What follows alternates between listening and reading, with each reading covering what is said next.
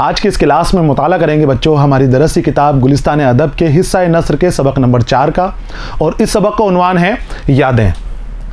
बच्चों यादें, जिसे याद निगारी भी कहा जाता है, उर्दू अदब में बाकायदा सिन्फ की हैसियत नहीं रखती है, लेकिन उर्दू अदब के मशहूर मुसन्निफ़ीन ने, मशहूर अदीबों ने अपनी ज़िंदगी में गुज़रे हुए हालात को यादें के उन्वान से तरतीब दी है, मुरतब किया है उन्हें। इस वजह से हमें यादें का तारुफ हासिल करना ज़रूरी है। सबक के अंदर हमें यादें के बारे में बताया गया है, यादें क्या हैं, किस तरह से लिखी जाती हैं और उर्दू अदब में यादें की क्या हैसियत है, और साथ ही सज्जाद ज़हीर की यादें जो रोशनाई के अंदर शामिल हैं। रोशनाई एक किताब है जो सज्जाद ज़हीर ने लिखी थी, उसमें सज्जाद ज़हीर की यादें, तरक्की पसंद तहरीक से मुताल्लिक़ यादें शामिल हैं, यहाँ दी गई हैं और इनका हम मुताला करेंगे। सबक को मैंने 4 हिस्सों में तकसीम किया है। पहले हिस्से में हम यादें का मुताला कर चुके हैं, दूसरा हिस्सा लेकर मैं आपके सामने हाजिर हूँ।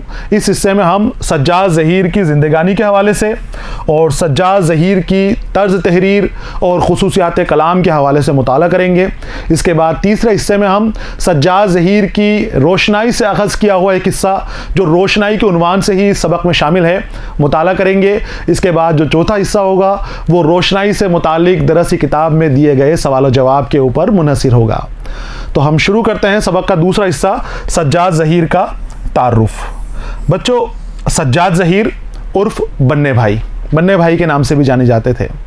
एक नावल निगार हैं, अदीब हैं, सहाफ़ी हैं, सियासतदां हैं और शायर हैं, और साथ ही अंजुमन तरक्की पसंद मुसन्निफ़ीन के बानियों में शुमार हैं।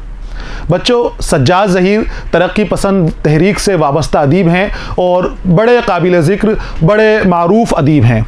आपने बड़े उम्दा अफसाने लिखे हैं, बहुत ही अच्छे किस्म के नावल लिखे हैं, और सियासत के अंदर भी आपकी गहरी दिलचस्पी थी। इलाहाबाद कांग्रेस में आप जवाहरलाल नेहरू से कदम मिलाकर सियासी सरगर्मियों में हिस्सा लेते थे और बड़े ज़ोरदार तरीके से हिस्सा लेते थे। आज हम बन्ने भाई के बारे में यानी सज्जाद ज़हीर के हवाले से ही तारुफ हासिल करेंगे।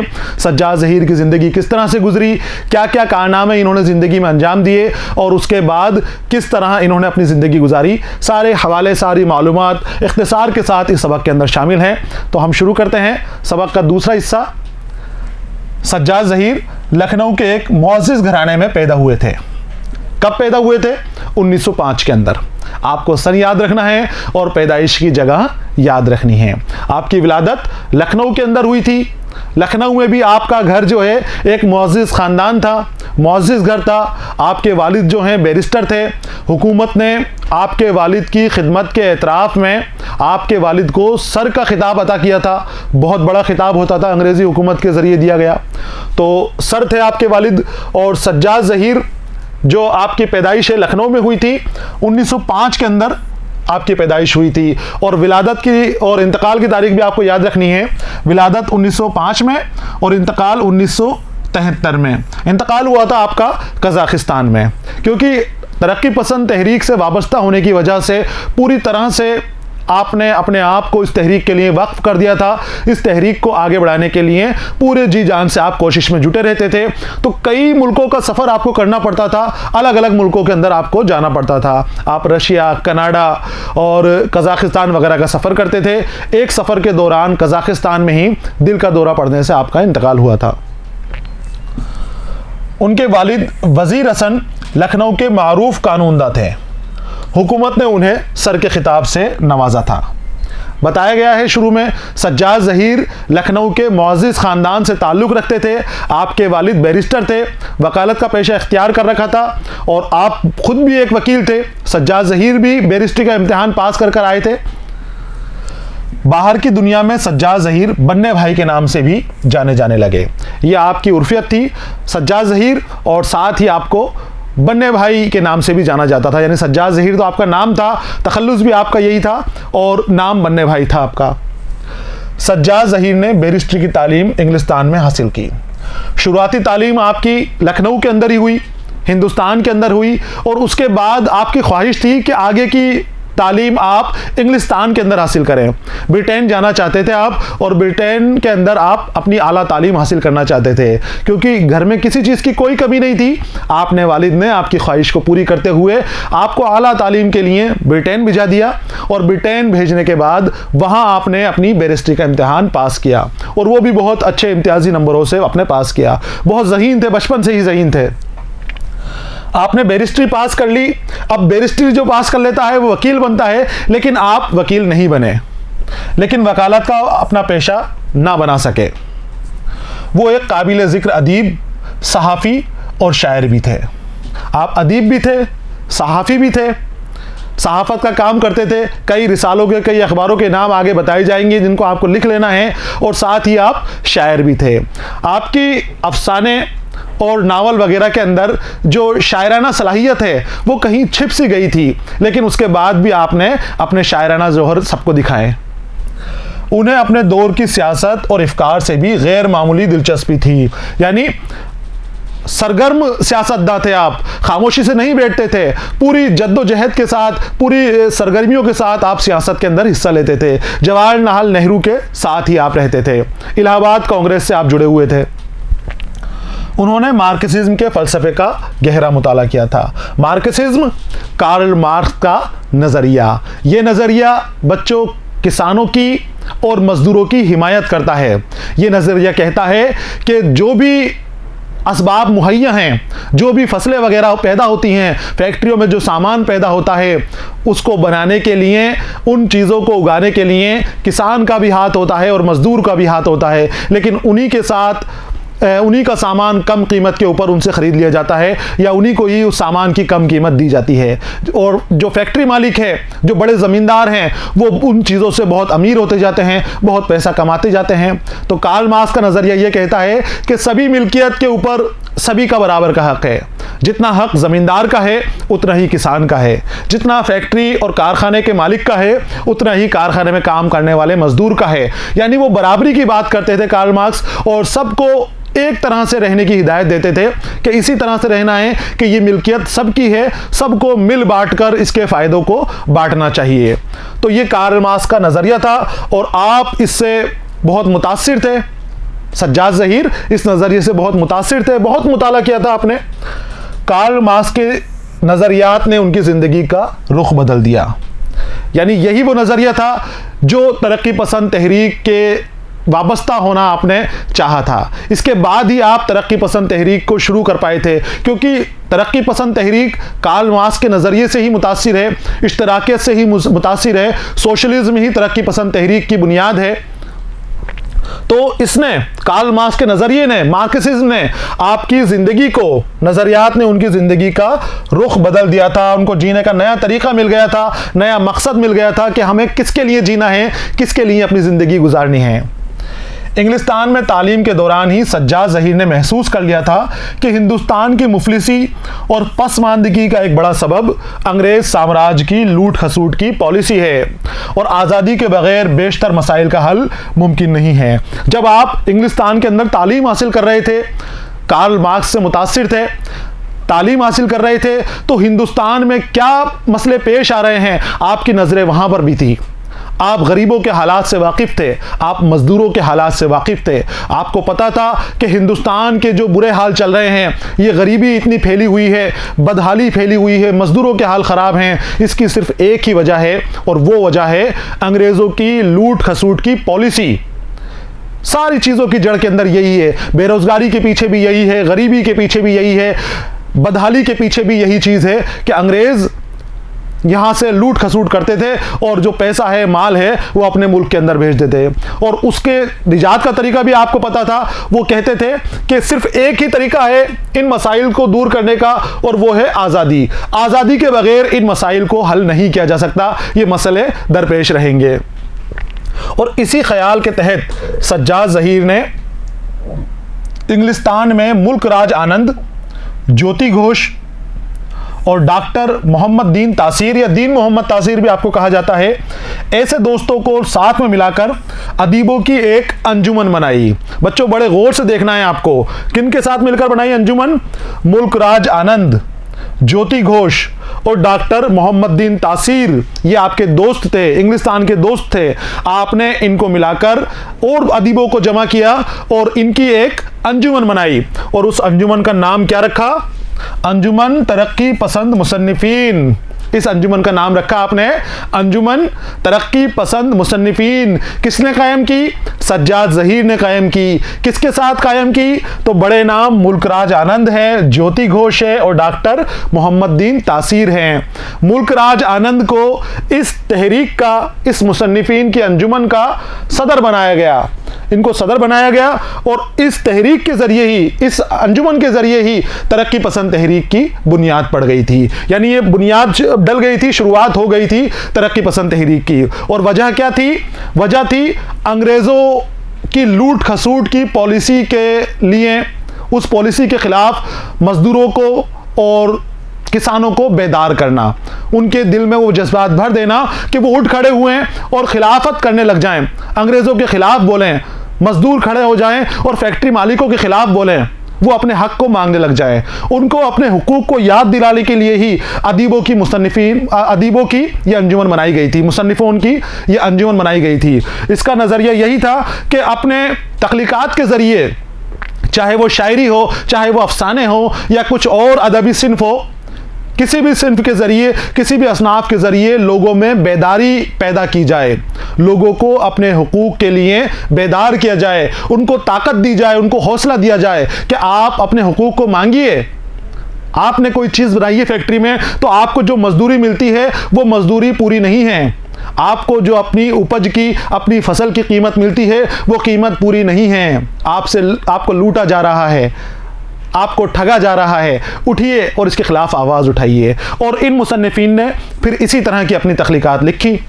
इन्होंने शायरी भी ऐसी की कि जो लोगों को बेदार करे, और जो दिगर असनाफ हैं वो भी आपने इसी तरह की तख्लीकात की कि लोग अपने हुकूक के लिए बेदार हो सकें। तो इस तरह से अंजुमन की बुनियाद पड़ गई, तरक्की पसंद मुसन्निफीन की बुनियाद पड़ गई।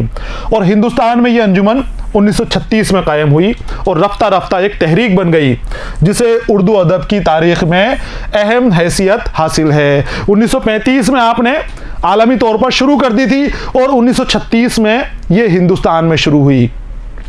अब बच्चों, ये इतनी अहम तहरीक है हमारे लिए भी, हमारे सिलेबस के लिए भी बच्चों बहुत अहम तहरीक है।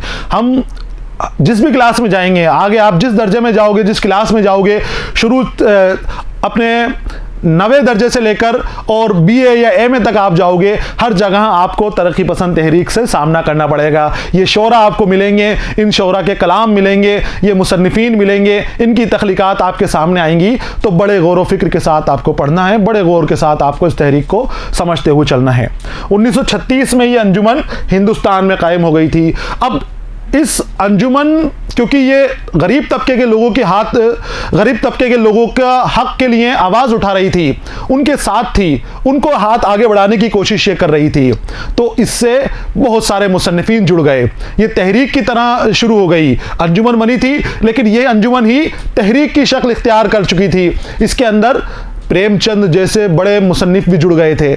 इसके साथ अल्लामा इकबाल जैसे बुलंद पाए के शायर ने भी हमदर्दी जताई थी। और उस वक्त के जितने बड़े बड़े शोरा थे, सारे के सारे इस तहरीक से वाबस्ता हो गए, इस अंजुमन से जुड़ गए। और जो नहीं जुड़े, बाकायदा नहीं जुड़े, उन्होंने इसके साथ हमदर्दी अपनी जाहिर की, यानी जुड़ने के लिए, उसको साथ माहौल के लिए हमवारी पैदा करने की कोशिश करते रहे।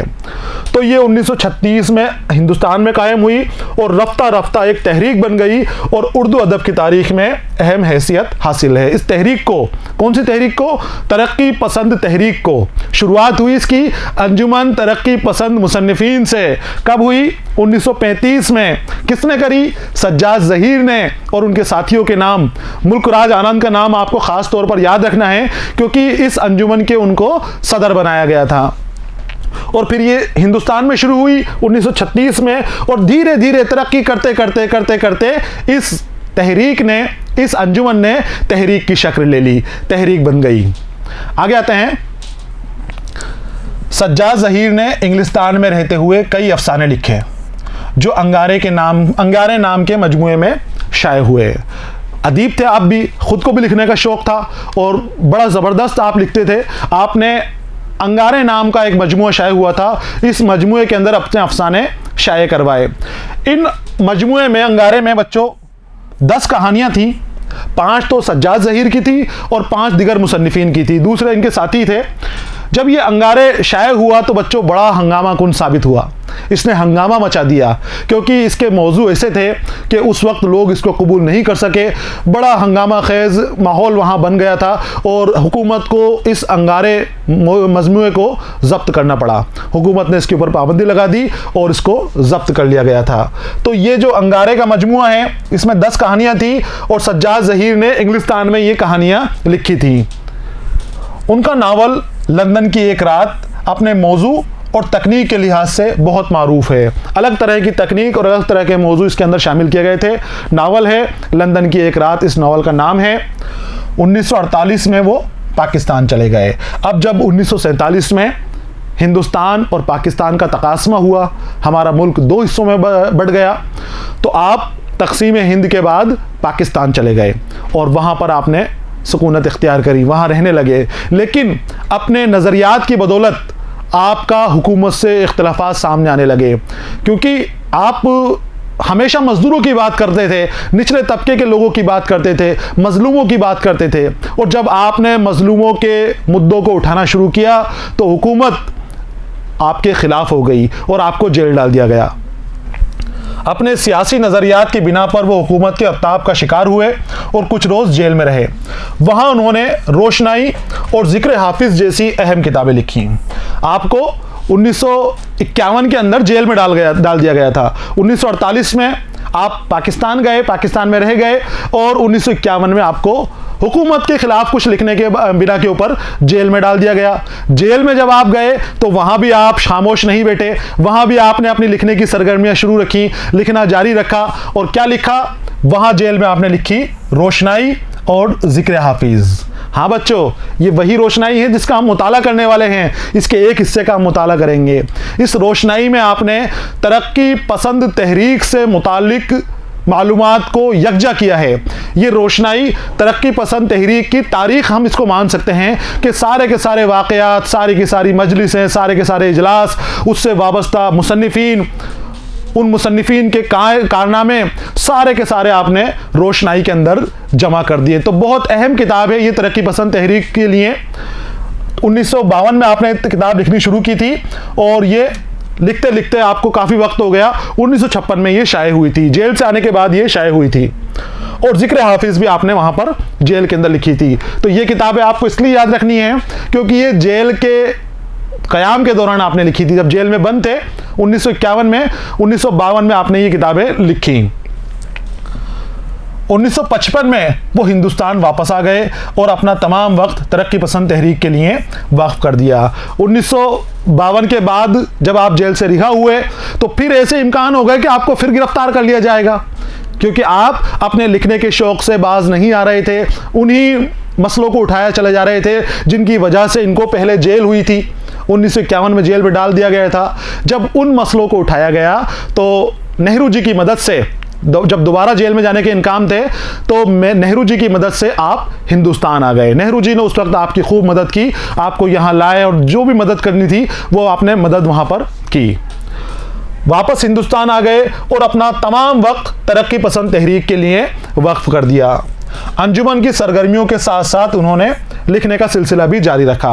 अपना जो वक्त बचा हुआ था वो सारा तरक्की पसंद तहरीक को फ़रोग़ देने के लिए लगा दिया। इसकी मजलिसें होती थी, तरक्की पसंद तहरीक के जगह जगह जलसे होते थे।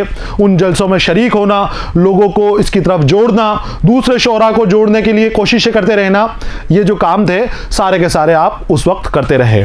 और उसके साथ आप अपना जो लिखने का काम है वो भी आपने नहीं छोड़ा, वो भी अंजाम देते रहे। उनकी किताब पिघला नीलम को नसरी नज़्म का पहला मजमुआ कहा जाता है। नसरी नज़्म, नस्र के अंदाज में लिखी गई नज़्म। नज़्म लिखने के कुछ ज़ाब्ते होते हैं, कुछ उसूल होते हैं, कुछ क़ैदें होती हैं। उन क़ैद को, उसूल को, ज़ाब्तों को तर्क करके जो नज़्म लिखी जाती है वो नसरी नज़्म कहलाती है। यानी नस्र है लेकिन जब उसका मुताला करेंगे तो पढ़ने के अंदर नज़्म का सा एहसास होगा, ऐसा लगेगा जैसे हम कोई नज़्म पढ़ रहे हैं। तो उनकी किताब पिघला नीलम नसरी नज़्म का मजमुआ है। ये नाम आपको लिख लेना है बच्चों, याद रखना है। सज्जाद ज़हीर ने जेल से जो खतूत अपनी बेगम रज़िया सज्जाद ज़हीर के नाम लिखे थे वो नक़ूश ज़िंदा के उन्वान से शाये हो चुके हैं। सज्जाद ज़हीर एक कामयाब सहाफ़ी भी थे। उन्होंने अलग अलग वक्तों में कई रिसालों और अखबारात मसलन चिंगारी, भारत, कौमी जंग, अवामी दौर और हयात के इदारात के फ़राइज़ भी अंजाम दिए थे। शुरू में बताया गया था वो सहाफ़ी थे और सहाफ़त का बहुत ज़्यादा उनको शौक़ था। तो ये वो अखबार हैं या रिसाले हैं जिनकी सरगर्मियों के अंदर ये शामिल थे। इनके भी बच्चों आपको नाम याद रखने हैं। कम अज़ कम 3 नाम आप याद कर लें तो आपको सज्जाद ज़हीर की सवानें लिखते वक्त परेशानी ना आए। चिंगारी, भारत, कौमी जंग, अवामी दौर और हयात, ये वो अखबार हैं जिनकी इदारत के साथ आप जुड़े रहे, सहाफ़त के काम में आप जुड़े रहे। बच्चों ये हमारी सज्जाद ज़हीर की ज़िंदगानी से मुतालिक और तर्ज तहरीर की खुसूसियात के हवाले से भी जो मालूमात दी गई थी हमारी किताब में, मुख्तसर दी गई है, हमने मुताला किया और उसको समझा है। आपको बच्चों जो अहम नुकात मैंने बताए हैं, जिन नुक्तों की तरफ ध्यान दिलाया गया है, उनको आपको लिख लेना है और उनको जहन नशी करना है, याद करने की कोशिश करनी है कि अगर आपसे कहीं पूछा जाए उन चीज़ों के बारे में जिन्हें हम अहम समझ कर आगे आए हैं तो आपको कोई परेशानी नहीं हो, आप आसानी से लिख दें। सज्जाद ज़हीर उर्दू अदब की बड़ी हस्ती है और तरक्की पसंद तहरीक को फ़रोग़ देने में आपका बड़ा काम है। बड़ी बड़ी कुर्बानियाँ आपने इस तहरीक को आगे बढ़ाने के लिए, इसकी कामयाबी के लिए दी हैं। सबक के अगले हिस्से में हम सज्जाद ज़हीर की यादें जो रोशनाई के उन्वान से सबक में शामिल हैं हम मुताला करेंगे। रोशनाई बच्चों मैंने आपको बताया सज्जाद ज़हीर की किताब थी जो पाकिस्तान के अंदर जेल में बंद जब आप थे, जब कैद थे, उस वक्त आपने लिखी थी। 1952 से आपने लिखना शुरू किया था और 1956 में ये किताब शाये हुई थी। उस किताब का एक हिस्सा हमारे सबक में शामिल है। यहाँ आपको तरक्की पसंद तहरीक के जलियांवाला बाग में हुए इजलास के बारे में बताया जाएगा। उस वक्त किसानों का इजलास भी उसके साथ था, वो यादें भी सज्जाद ज़हीर ने शामिल की है। और साथ ही एक ख़ास बात यह है कि इसके अंदर अल्लामा इकबाल से मुलाकात का एक हिस्सा भी सज्जाद ज़हीर ने शामिल किया है। अल्लामा इकबाल उर्दू अदब की बच्चों बड़ी हस्ती है, बड़ा नाम है, उनसे मिलना बहुत बड़े शर्फ की बात है और सज्जाद ज़हीर को ये शर्फ हासिल हुआ था। उन्होंने बड़ी खूबसूरती से इस सबक के अंदर उन यादों को भी शामिल किया है। यादों का मुताला करेंगे हम अगले हिस्से में, तब तक इंतज़ार कीजिए, पढ़ते रहिए, खुश रहिए। अलविदा।